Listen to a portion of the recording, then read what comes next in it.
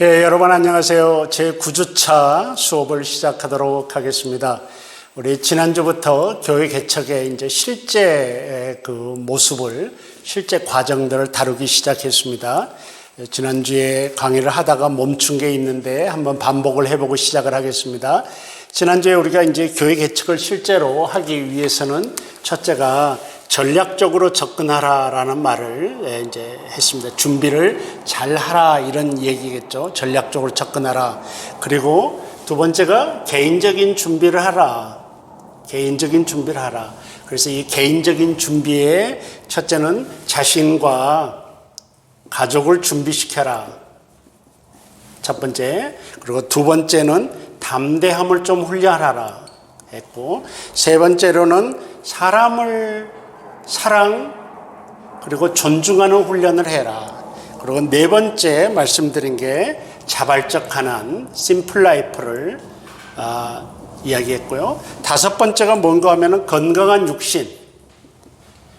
육신이 연약해지면 개척이도 목회도 가능하지 않다라고 해서 지난주에 우리가 이제 강의를 실제 교회 개척 과정으로 들어가서 이 두 가지를 이야기하면서 이 다섯 번째 건강한 육신, 개인적인 준비의 건강한 육신까지 이야기를 했습니다. 몇 가지 더 있습니다. 여섯 번째 여기 뭐가 중요한 거 하면은 자기 분석입니다. 자기 분석. 내가 모든 목회자들이 마찬가지입니다. 내가 누구인지를 알아야 됩니다. 그러니까 하나님께서 나를 만드셨고 하나님께서 나에게 독특한 유니크한 성품을 주셨고 이 땅에 나 같은 사람은 나밖에 없거든요. 그래서 하나님께서 나를 만드셨는데 많은 목회자들이 자기 자신을 발견하기보다는 다른 사람을 흉내내려고 많이 하는 것 같아요. 그건 목회를 할 때 부자연스러운 옷을 입는 거거든요. 맞지 않는 옷을 입고 맞지 않는 신발을 신고 운동 경기에 나서는 것과 똑같습니다. 그래서 가장 좋은 목회는 가장 나다운 목회를 하는 것이거든요. 그러기 위해서는 내가 누구인지, 나의 품성은 어떤 것인지, 나의 달란트는 어떤 것이고, 또 내가 가지고 있는 하나님 주신 은사는 어떤 것이고, 내 성향은 어떤 것이고, 이런 것들을 정확히 분석할 수 있어야 됩니다. 그래서 여기에 보면은 첫째 기질이 굉장히 중요합니다. 나의 기질이 어떤 기질인지. 그래서 여러분 이 기질은 있잖아요. 첫째는 기질은 내가 싸워야 할 기질이 있고요. 따라가야 할 기질이 있습니다. 두 기질이 따로 있는 것이죠. 그래서 하나님이 주신 것은 다 사용하라고만 주신 것이 아니라 때때로 싸워야 할 기질도 있습니다. 내가 여러 번 얘기했습니다. 저는 굉장히 내성적인 기질이라고 지금도 그렇습니다. 그런데 지금 내 모습 속에서 내성적인 모습을 조금 발견하기 힘들죠. 이것은 내가 내 원래의 기질과 싸워서 만들어낸 지금의 내 모습이라고 할 수가 있습니다. 그래서 우리들의 기질과 은사와 적성과 이런 모든 것들, 그리고 또 자신의 문화적 배경, 학문적 배경, 성격적 배경 등을 분석하고 인지할 수 있어야 됩니다. 아무리 봐도 나는 시골틱한데, 그리고 시골이 내 마음이 맞는데, 그랬는데 친구가 도시에서 팬시하게 목회한다고 해서 그걸 흉내냈다가는 자기 기질과 자기 문화적 배경과 맞지 않게 되는 것이죠. 그래서 이런 것들을 잘 분석할 수 있어야 됩니다. 심지어 나의 약점이 뭐고 나의 강점이 뭐였어. 나의 약점이 발견되면 그 약점을 미리 조심하는 게 목회 선상에서 이런 모든 것들이 필요하다고 할 수가 있겠습니다. 근데 이 자기 분석에는 정말 중요한 게 하나가 있는데요. 자기만을 분석해서는 안 됩니다. 자기만을 분석하는 게 아니라 자기 배우자를 포함시켜야 됩니다. 목회는 결국 혼자 하지 않거든요. 그러니까 교회 개척을 준비하면서 여러분 자기만 분석하는 것이 아니라 자기 배우자도 동일한 방법으로 분석을 해야 됩니다. 그래서 내가 소명받았다고 해서 내 기질만, 나만을 분석해서 목회에 들어갔다가 자기 배우자 때문에 어려움을 겪는 경우가 굉장히 많거든요. 현장에서. 그래서 항상 자기 분석에는 자기 배우자까지도 포함시켜서 해야 되는 그런 분석이고요. 이것뿐만 아니라 지금 몇 가지 얘기했죠? 달란트, 재능이죠. 우리말로 재능,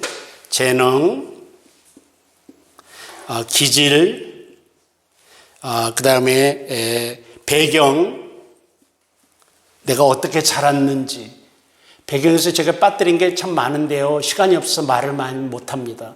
여러분이 어떤 배경에서 자랐는지, 여러분의 부모는 어떤 부모였는지. 많은 경우 제가 입시 면접을 볼 때 보면은 이렇게 브로큰 가정에서 자라는 분들이 꽤 많아요.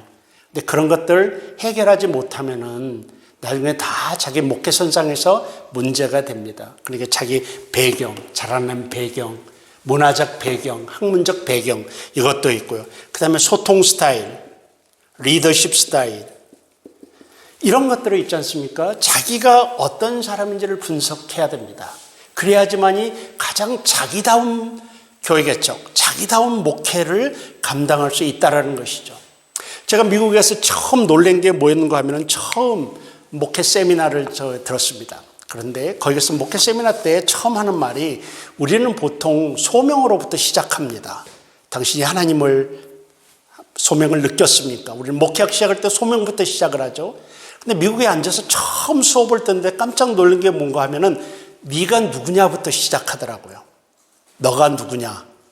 하나님이 너를 불렀다 이거죠. 다른 누구를 부른 게 아니라 너를 불렀어요. 그러면 너가 누구냐를 알아야 된다는 것이죠. 저는 그 자리에 앉아서 한국의 신학교육에 익숙해져 있는 저로서는 그 자리에 앉아서 사실은 굉장히 충격을 받았습니다. 사실은 실존주의자들이 실존주의 기독교 실존주의 철학이 시작할 때 너가 누구냐부터 시작하거든요. 그래서 난 제일 처음에 저 교수가 어떤 실존주의적 영향을 받았나라고 속으로 생각했습니다만은 전혀 그런 건 아니에요. 다만 방법론의 문제, 목회를 접근하는 방법론의 문제였던 것입니다. 결과는 다르지 않습니다만 그만큼 서구에서 자신이 누구인가를 우리가 누구인지 별로 생각하지 않는 것 같아요. 하나님이 그냥 부르셨다는 사실에만 감동받아가지고 그 다음에는 나다운 목회를 하기보다는 복제하는 목회, 답습하는 목회를 하고 있는 거예요. 이게 참 문제예요. 그래서 개인적인 준비의 6번째는 자기 자신을 분석해야 된다는 것입니다. 그래서 자기 재능은 무엇이고 심지어 약점, 강점 따라서 재능은 무엇이고 기질은 무엇이고 내 자라는 배경은 무엇이고 나의 소통 스타일, 리더십 스타일은 어떤 스타일인지를 여러분들께서 좀 잘 이렇게 분석을 해서 사실은 가장 나다운 목회 준비를 하는 게 그거 아닌가라는 생각을 합니다. 그래서 가장 독특하게 하나님이 부르셨으니 독특한 목회를 할 수 있도록 준비를 해야 되겠다는 것입니다.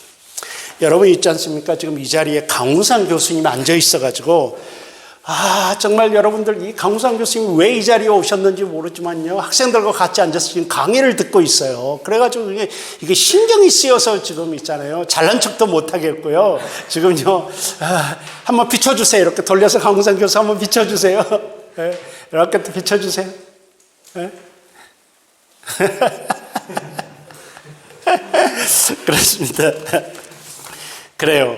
이게 이제 그 다음에 개인적인 준비에 7번째가 있습니다. 개인적인 준비를 할 게 되게 많습니다. 여러분 신학만 준비하는 게 아니라 개인적인 준비가 많은데 바로 이 부분이 신학적인 문제입니다. 학문적으로 자식이 자신을 준비해놔야 됩니다. 학문적으로. 제일 안타까운 게 무식한 목사입니다. 무지한 목사. 여러분 목사는 지식적으로도 상당한 수준을 겸비해야 됩니다. 학위를 가질 필요는 없지만 신학에 있어서 성경에 있어서 그리고 사회의 이 상식적인 그 학에 있어서 일정 수준을 유지해야만 됩니다. 심지어 우리는 장로님을 세울 때도 일정량의 지식이 있는지를 테스트하라고 되어 있거든요. 우리 헌법에도. 마찬가지로 우리가 학문적으로 준비를 안 해놓으면 안 됩니다. 그래서 충분한 양의 시간을 이제 여러분께서 이 신학 공부를 끝나시고 나면은 앞으로 여러분이 교회 개척하러 나기까지는 상당한 수년의 시간이 있습니다. 그 시간 동안 여러분이 여기서 기초적인 신학을 배운 것을 기초로 해서 그 위에 현장과 관련된 학문을 차곡차곡 쌓아 올려야 됩니다. 여러분 여기서 배운 지식은 정말 기초적인 겁니다. 그리고 실제적으로 현장에 나가면은 한 번도 안 볼 수도 있습니다. 현장에 취해가지고. 현장이 너무 바쁘다 보니까 조직신학책 여기서 손 놓으면 앞으로 안 볼 수도 있습니다. 성경신학책 안 볼 수도 있습니다. 그건 있잖아요. 굉장히 무지한 목사로 가는 훗날에 가면은 판단력까지도 흐려지는 그런 목회자가 될 가능성이 대단히 큽니다.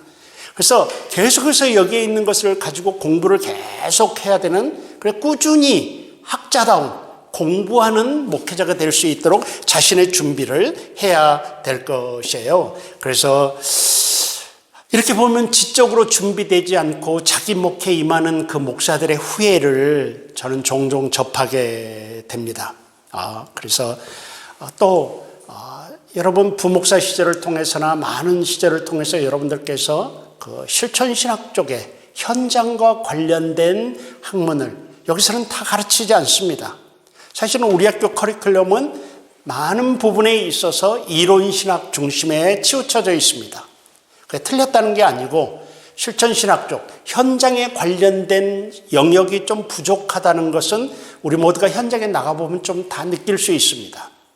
그래서 기회가 여기 없는 것들은 여러분 개인적으로 이제 공부해가고 준비해가고 하는 그런 개인적인 준비가 철저히 필요하다는 것입니다. 그래서 교회 개척을 위해서는요, 교회론에 관한 책, 또 목회 신학에 관한 책, 교회 성장학에 관한 책, 실제 교회 개척과 관련된 서적들을 좀 보시는데 여러분들 한 100권 읽으세요. 100권. 100권 정도만 어느 영역에 읽잖아요. 그러면은 여러분 전도사인데 전자 빼고 그 지역의 도사는 아니어도 준도사 정도는 될 수 있습니다. 어느 영역에 100권 정도. 여러분 공부를 더 하시고 싶은 분들은 나중에 박사나 석사 과정을 공부할 때 내가 관련 있는 어떤 주제가 있잖아요.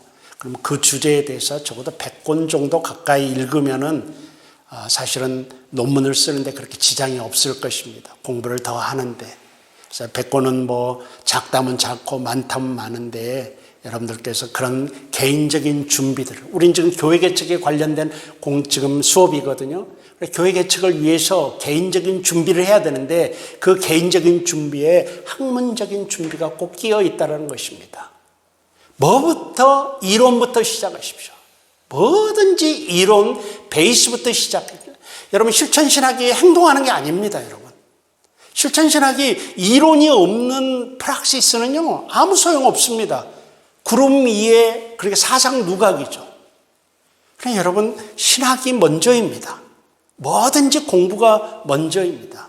그리고 나서 고위의 실천이, 현장이 있어야지만이 그 현장이 흔들리지 않고요. 첫째는 두렵지 않습니다. 여러분, 목회 현장에서 제가 뭐가 제일 문제라고 말씀드렸습니까? 외로움과 두려움이에요. 근데 두려움을 제거할 수 있는 방법은 성경에도 지식이 두려움을 이긴다고 그랬잖아요. 맞는 말이에요. 목회 현장에서 진짜 두려움과 외로움이 있는데 두려움을 제거할 수 있는 방법은 내가 지식적으로 정립하는 거예요. 그래서 이 상황이 어떤 상황이라는 것을 지식적으로 분석할 수 있을 때 그때 비로소 우리는 두려움을 제거할 수 있습니다. 근데 많은 현장의 분들이 신학 공부 딱 끝나면 공부하지 않아요, 여러분. 가서 뭐 제자 훈련한다 그러면 있지 않습니까? 답습과 모방이야. 앞에 사람들이 했던 것들은 제자 훈련을 하고 싶다, 실천을 하고 싶다. 그렇다면 제자 훈련에 대해서 공부해야 됩니다, 먼저. 그래서 제자 훈련에 대해서 준 박사는 된 다음에 제자 훈련이라는 프락시스로 들어가야 됩니다. 여러분, 이게 보통 게 아니죠. 모든 면에서 마찬가지입니다.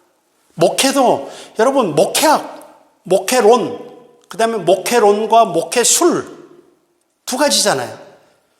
목회론부터 공부를 해야 됩니다. 그런 다음에 목회술이 목회론 위에 건설되는 것이죠. 많은 분들이 공부하지 않아요. 여러분 소그룹을 하고 싶어. 그럼 여러분 소그룹을 하기 위해서는 소그룹에 대한 어마어마한 양의 공부를 해야 됩니다. 그래서 적어도 소그룹의 이론가가 된 다음에 그 다음에 소그룹이라는 프락시스로 들어갈 수 있어야 될 것입니다. 이게. 그래서 먼저 공부를 해야 돼요. 이 학문적 준비는 제가 10시간 강조해도 부족하지 않습니다. 현장에서 다 무너지는 이유, 현장에서 다 쇼컷을 택하는 이유, 현장에서 뭐 낙심하는 이유, 전부 다 뭔가 하면 베이스가 튼튼하지 않기 때문입니다. 그리고 그 베이스는 프락시스가 아니라 독시입니다. 독시. 이론입니다. 이론.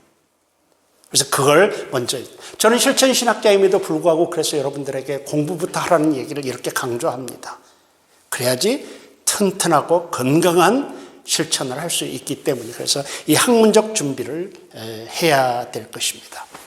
또 여러분 교회 개척을 위해서는 제가 겪고 또 주변에서 많이 보는데요. 일반적인 상식에 대해서도 공부를 좀 하셔야 됩니다. 특별히 우리나라에서 상식에 관한 것은 부동산 거래법이랄지 건축법이랄지 이런 것들 공부를 조금은 하셔야 될 것 같아요. 우리나라에서. 왜냐하면 그걸 몰라가지고요. 범법자가 돼요. 개척교회 목사들이. 함부로 증축을 한다든가 함부로 뭐 건설을 한다든가 이런 것들을 비롯해서 그리고 부동산도 함부로 뭐 잘 몰라가지고 손에 왕창 보는 경우도 있고요. 그래서 특별히 이런 일반 상식에 대해서도 커먼 센스로 여겨지는 그런 상식에 대해서도 공부를 좀 하시는 게 좋다. 교회를 개척하기 위해서는 그러한 또 리서치 방법도 알면 좋아요. 실제로 여러분 우리가 나라 돈을 써서 목회를 하는 것이 옳으냐 그르냐라는 논쟁은 실천신학계에 있습니다. 나라의 돈을 써서 목회를 하는 것이 정당하냐 정당하지 않냐라는 논쟁은 분명히 있습니다. 그러나 이제 저는 사용할 수 있다고 봅니다. 그런데 나라에서 우리가 목회를 하면서 다만 기독교라는 이름을 빼야 되지만 그러나 나라 돈을 사용해서 교회가 공공사업을 할 수 있는 게 굉장히 많습니다. 여러분. 굉장히 많습니다. 그러면 그런 것들을 사용할 수 있는 리서치 방법, 그리고 루트 이런 것도 다 학문적 준비에 들어간다는 것이죠. 이걸. 그래서 이 학문적 준비를 해야 되겠다라고 이렇게. 다음에 이제 8번째가 개인적 준비 중에 8번째가 무엇인가 하면은 목회적 준비입니다. 목회적 준비. 목회적 준비라는 말은 뭔가 하면은 나만의 목회적 툴을 장착하라는 얘기입니다. 여러분 지금 3학년들인데 여러분에게 어떤 목회적 툴 뭐 갖춘 게 있습니까? 여러분만의 것. 어디 가서든지 내가 목회할 때 이건 내 거다. 내가 이걸 사용할 수 있다. 제자훈련 방법 뭐 혹시 여러분 거 있습니까? 전도 방법 여러분 거 있습니까? 아니면 교육 방법 여러분 거 있습니까? 아니면 성경을 꿰뚫어 보는 어떤 한 맥으로 성경을 꿰뚫어 보는 여러분만의 관점이 있습니까?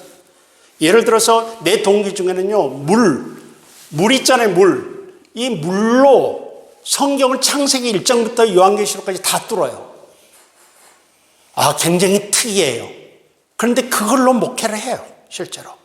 그러니까 그런 관점이랄지 아니면 여러분만의 어떤 특별한 목회적 기술, 목회술 이런 것들, 목회 행정, 목회에 필요한 실제적인 것들을 여러분 것들을 준비하라는 것입니다. 이 개인적인 준비가 이런 것입니다. 앞에서 지난 2시간 전에 말씀드린 교회 개척 백서를 준비하는 것도 목회적 준비에 들어갑니다. 목회적 준비에 들어가죠.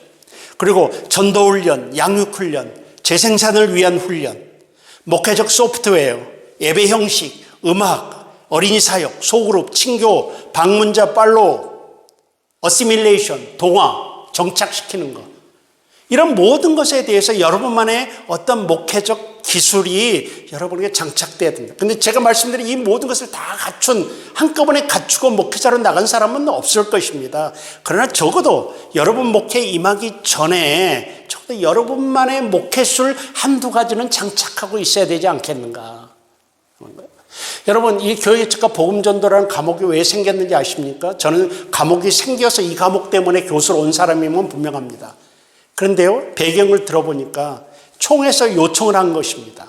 총에서 우리 학교를 졸업한 학생들이 전도 하나 하지 못하고 교회 행정 하나 하지 못하고 현장의 목사님들이 너무 답답한 것입니다. 그러니까 그때 당시에 그 정일웅 총장 때인가요? 정일웅 총장님 때 총에서 압력을 가한 것입니다. 이런 과목을 만들어라. 제발 목회술 좀 배워서 내보내라. 이런 것들. 그래서 이 과목이 만들어져서 제가 여기까지 교수까지 오게 된 건지도 모르겠습니다. 그만큼 현장에 나가는 사람들이 지금 이야기를 한 거 아닙니다. 여러분 목회를 시작할 때, 여러분이 교회를 개척할 때, 여러분이 담임 목사를 시작할 때 적어도 졸업하고 나서 5년에서 10년 정도가 걸립니다. 그때 여러분의 목회 준비, 목회적 준비를 해서 여러분 걸 적어도 이건 내 거다. 이건 특색 있는 내 거다. 내 색깔이다.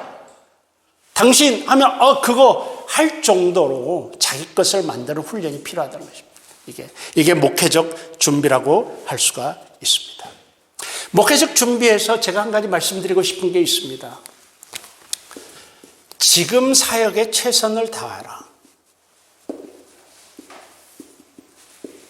지금 사역에 최선을 다하라. 여러분, 전에도 말씀드렸는지 모르겠지만요. 지금의 사역 현장에서 부흥을 경험해 봐야 합니다. 지금의 사역 현장에서 부흥을 경험해 봐야 됩니다.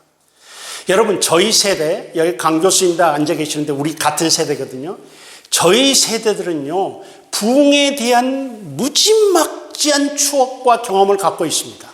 우리들이 사역자는 아니었지만 저희 세대가 클 때, 그때 그 교회 분위기는 아련한 우리의 행복한 추억입니다.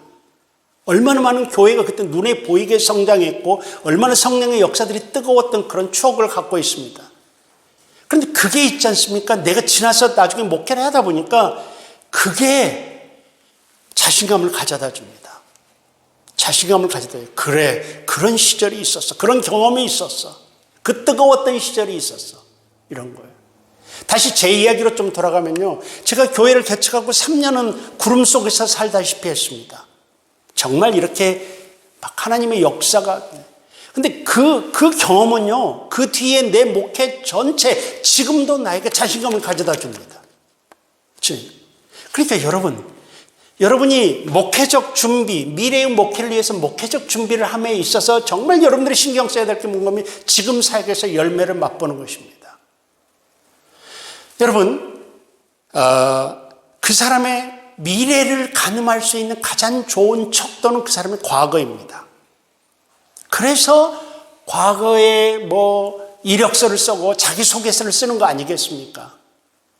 물론 우리 기독교는 변화의 종교입니다. 그래서 우리 신앙은 반드시 지금은 죄인이어도 의인으로, 지금은 못났어도 잘남으로, 지금은 패배자여도 승리자로 바뀔 수 있습니다. 우리 기독교의 믿음입니다.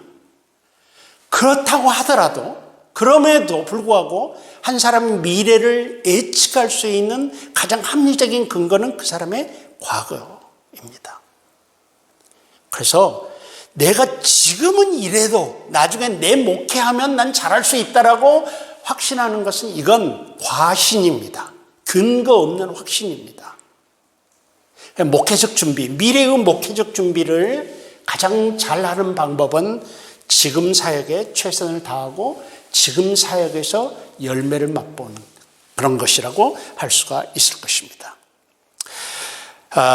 이런 관점에서 볼 때 교회 개척을 위한 가장 좋은 훈련의 장소는 지금 사역하고 있는 바로 그곳입니다. 흥미롭게도 하나님은 현재의 일에 집중하고 있는 사람을 불러서 사용하십니다. 모세, 다윗, 기드온, 베드로, 바울 등을 보면 무언가 그들의 일에 열중하고 있을 때 하나님은 그들을 특별한 소명으로 부르셨습니다.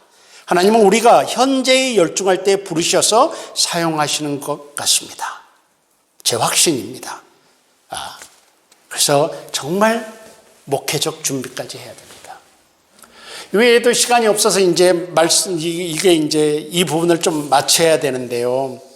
경건의 준비도 필요하고요. 또 겸손하는 훈련, 이런 많은 훈련들이 필요합니다.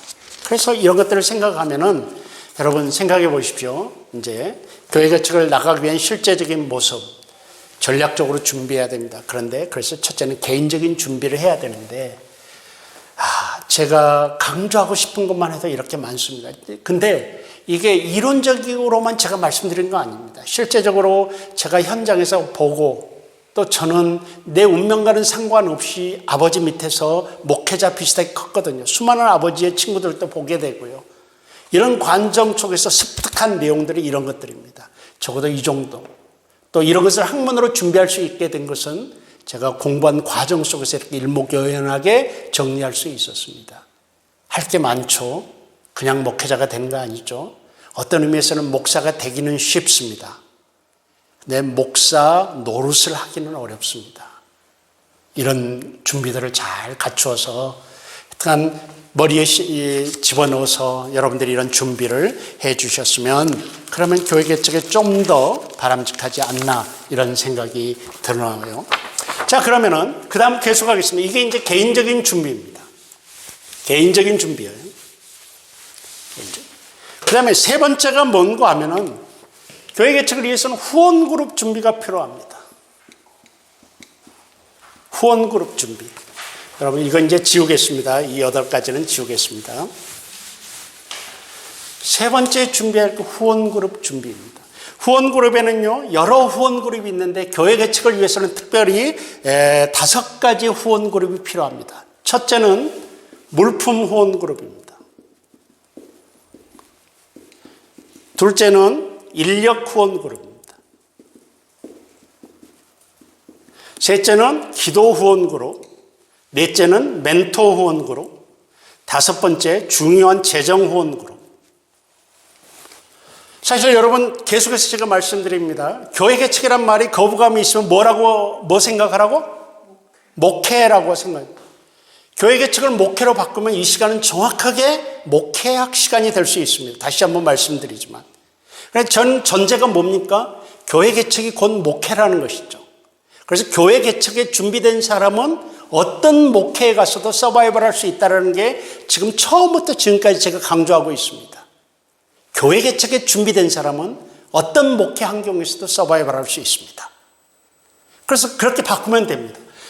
여러분, 후원그룹 준비는 사실은 이 후원그룹 준비는 모든 목회자에게 필요한 후원그룹입니다. 절대로 목회를 혼자 할 수 없습니다. 교회 개척을 혼자 할 수 없습니다. 하나님은 네가 혼자 목회하라고 우리를 목회자로 만들지 않았습니다. 우리 하나를 목사로 만들기 위해서는 우리가 목사 노릇을 할 수 있도록 우리 주변의 수많은 후원자들을 포지시켜 놓았습니다. 근데 가만히 있으면은 그들이 후원하는 거 아닙니다. 하나님이 포지시켜 놓았지만 그 포지시켜 놓은 사람을 찾는 것은 우리의 책임입니다. 그래서 전략적이라고 말을 하는 것입니다. 그래서 그걸 찾아야 됩니다. 근데 이 5종류의 후원그룹을 우리가 준비해야 되겠습니다. 그럼 교회 개척과 관련해서 물품 후원그룹은 무엇이냐 할 것 같으면요, 물건으로 교회 개척을 후원해 주는 사람들입니다. 사실 교회 개척하면요, 교회 개척하면 작은 교회라고 해서 없어서 되는 것은 없습니다. 다 필요해요. 큰 교회 헌금등 필요하죠. 작은 교회도 헌금등 필요합니다. 개척교회도 헌금등 필요해요. 큰 교회 비치용 성경 찬송 필요하죠. 개척교회라고 안 필요합니까? 안 필요하죠. 작은 페이퍼 하나로부터 심하면 큰 자동차에 이르기까지 많은 물건들이 필요합니다. 근데 이제는 교회 개척을 하다 보면 이게 다 재정이 투여됩니다. 다 돈입니다. 다 돈. 그런데 이제 이렇게 물건으로 후원해 주는 게 있으면 얼마나 감사한지 모릅니다. 이런 사람들이 이제 물품 후원 그룹입니다. 여러분, 그래서 제가 물품 후원 그룹을 얻어내는 방법 한 가지를 소개하겠습니다. 이제 여러분 이런 말하면 눈이 동글동글해져요. 이제 이렇게 하면 여러분 이번 주에 교회를 가십시오. 교회를 가서 믿음 좋고 마음씨 착해 보이는 권사님을 찾아가세요. 늘 인사 크게 했던 권사님, 여러분이 인사 크게 했던 권사님을 찾아가서 권사님이 이번 주에 수업을 들으니까 아무래도 저는 교회 개척을 나중에 해야 될 것 같습니다. 그러니 권사님은 대체로 그런 분들은 어머 그래요. 이제 이런 반응이 나와요. 그러셔야죠. 네, 그런 거예요. 그런데 이런 이야기를 하면서 나중에 어떤 말인가 하면은 권사님 근데 나중에 교회 개척하면은 강대상 하나 해주실래요? 여러분 이게 있잖아요. 매력적인 말이 나중에예요. 우리 인간들은 다 나중에란 말에 안심을 해요. 전부 다. 그런데 믿음 좋고 마음씨 착한 권사님이고 재정도 여유가 있으니까 대부분 하면 지금 아니니까 그럼요 이렇게 나온단 말이에요. 그럼요. 그러면 후에 이제 진짜 교회 개척을 했어. 좋은 관계를 계속 유지해야 되겠죠. 그래서 권사님 저 교회 개척했는데 강대상 그때 해주신다고 했죠. 라고 하면은 강대상은 아니어도요 책상 하나는 해주십니다. 예. 여러분 이게 너무 인간적인 전략인지 모르겠지만 여러분, 하나님은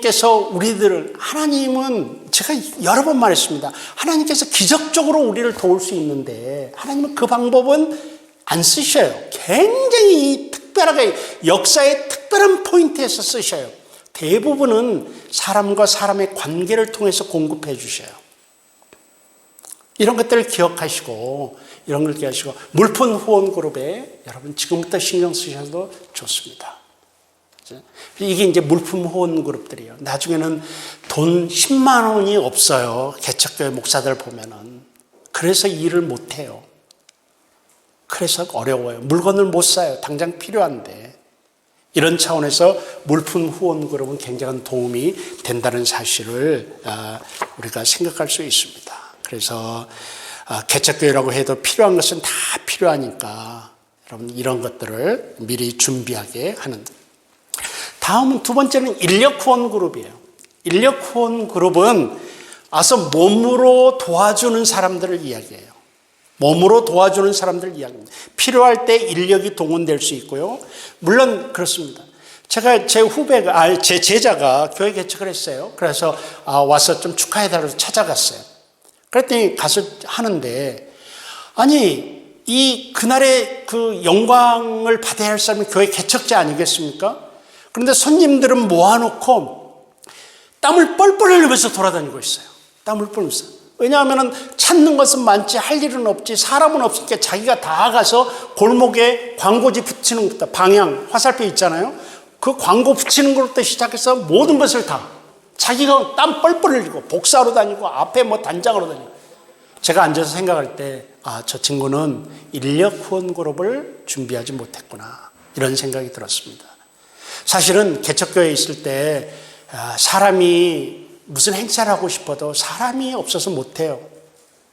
여러분, 이것도 마중물이란 말 아시죠? 마중물. 이 마중물이 뭐예요? 수도를 할 때 물은 미리 부어서 물을 끌어올리는 거잖아요. 이게 마중물이에요. 사실은 우리 마중물 역할 사람들이 필요해요. 개척교회는. 어떤 사람이, 제가 동네에 있는 수요일날 급해서 수요일날 동네에 있는 개척교회로 갔습니다. 가서 딱 들어갔는데 보니까 사모님만 앉아있어요. 목사님이 예배를 인도하고. 저는 그런 경험도 했고요. 내가 실제로. 그리고 또 내가 교회 개척을 가르치고 있는 교수임에도 불구하고 딱 들어가서 사모님은 앉아있으니까 뭔가 어색한 거예요. 그리고 앉아서 예배 드리는데 빨리 끝나고 가야지, 이런 생각이 들어요. 이게 이제 제가 그러는데, 저는 그래도 그 생각이 들어도 거기서 금세 이렇게 적응하죠. 나는 아니까. 근데 일반 성도들 얼마나 가서 아무도 없으면은 이게 당황하겠어요. 그럼 몇 사람이라도 앉아있으면요. 그래도 많은 사람들이 와서 처음 오는 사람들이 그 자리에 적응할 수 있습니다. 그 역할을 해주는 사람을 우리는 마중물 역할이라고 말할 수 있겠어요. 그런 사람들은 마중물 역할이라고 할 수 있는데, 그런 것도, 그러니까 자기네 교회 개척 멤버는 아니에요. 개척 멤버는 아니고 성도도 아니지만, 그러나 때때로 이렇게 와서 앉아서 마중물 역할을 해주는, 이것도 임시 개척 멤버도 인력 후원 그룹에 들어갑니다. 인력 후원 그룹에. 관계에 의해서. 나중에 이제 요 다음 섹션이 개척 멤버라는 섹션이거든. 그때 가서 이야기를 하겠는데, 여러분, 그래서 개척 멤버 확보할 때도 임시적으로 확보할 수도 있습니다. 이런 것들이. 여러분, 이게 이제 인력 후원 그룹이라고 할 수 있습니다. 그 다음에 후원 그룹이 무엇인가 하면 기도 후원 그룹입니다. 기도 후원 그룹. 교회 개척 현장에서 여러분들 제가 뭐 전략 그리고 뭐 이런 개인적인 준비, 실제적인 이야기를 하니까 무슨 교회 개척이 어떤 뭐 회사 하나 세우는 것이냐라고 여러분 비판적으로 볼 수도 있고 오해할 수도 있으리라고 생각을 합니다. 근데 여러분 생각을 좀 바꾸셔야 됩니다. 교회 개척은 천국에서 이루어지는 일이 아니거든요. 현장에서 이루어지거든요. 땅 위에서. 그래서 이런 여러 가지 준비가 필요합니다. 그럼에도 불구하고 교회 개척은 우리가 개척이라고 하는 이유는 개업이라고 하지 않고 개척이라고 하는 이유는 교회 개척의 영적인 싸움이기 때문입니다. 영적인 싸움이기 때문이에요. 그래서 기도가 중요합니다. 영적 싸움에. Pray and pray more. 이건 교회 개척 현장의 슬로건입니다. 기도하라. 더 기도하라. 이것은 교회 개척 현장의 슬로건이거든요. 그래서 우리는 기도해야만 됩니다. 기도해야 돼요. 근데 여러분, 내 기도만 가지고 되겠느냐? 내 기도만 가지고. 기도 후원자를 지금부터 만들 수 있어야 됩니다. 여러분, 제가 질문 한 가지 하겠습니다. 여러분, 이 강의를, 동영상 강의를 들으시면서 한번 생각해 보십시오. 제가 질문을 합니다.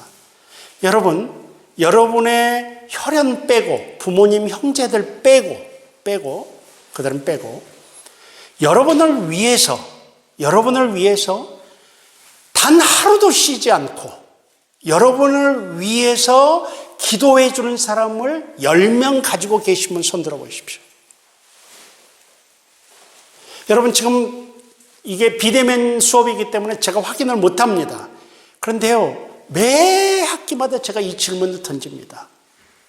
그런데 신학교에 들어와서 목회를 준비하고 있는 학생들인데, 이 길을 준비하고 있는데 제가 손들라고 했을 때 10사람 기도해 주는 사람 있는 사람 손들라고 하면은 2-3명밖에 손을 못 듭니다. 한 반에. 여러분, 이 길이 어떤 길인데 그 정도도 영적으로 준비하지 않는다는 것입니까? 이건 정말 여러분들이 생각해 봐야 될 문제입니다. 이 길이 어떤 길인데 그냥 가면 갈 수 있는 길이 아닌데, 제가 여러 면에서 이렇게 인간적인 개인이 돼야 될 거 이야기하지만 실제적인 본질은 영적인 싸움인데, 영적인 동지들 없이 어떻게 내가 이 싸움을 계속할 수 있겠습니까?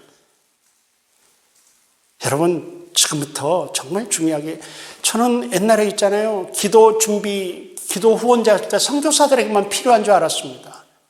그런데 제가 목회를 해보니까요, 진짜 필요한 건 로컬 처치 목사들입니다. 기도해 주는 사람이. 그래서 여러분, 기도 후원자들을 만드십시오. 교회 개척자뿐만이 아니라 모든 목회자들은 나를 위해서 평생 기도해 주고 날마다 쉬지 않고 기도해 줄 사람을 만들어야 됩니다. 그런 후원자들을 만드십시오. 가장 좋은 건 여러분 그룹들입니다. 여러분 반. 지금 비대면으로서 1학년, 2학년들은 자기 반 한 번도 못 본 사람들도 있어요. 근데 다행히 여러분들은 1학년 때는 같이 보냈지 않습니까? 그러니까 이렇게 그룹별로 평생 기도 동역자로 계약을 맺고 언약을 좀 맺으시기 바랍니다.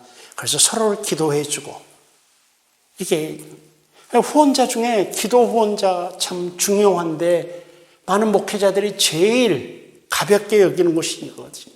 기도 후원자예요. 반면은 선교사들은요, 재정 후원 이야기 하기는 하는데 기도 후원자 굉장히 강조해요. 왜 그런지 아십니까?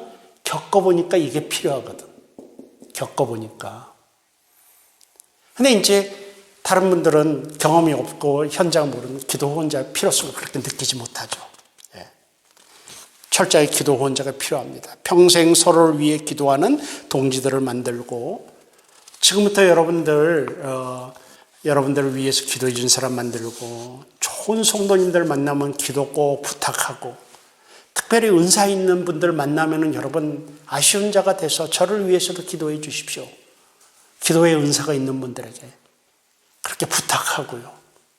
그래서 기도의 동역자를 만드는 여러분 되셨으면 참 좋겠다라는 그런 생각을 해요.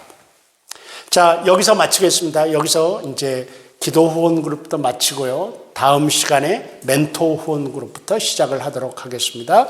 그래요. 잠시 후에 뵙죠.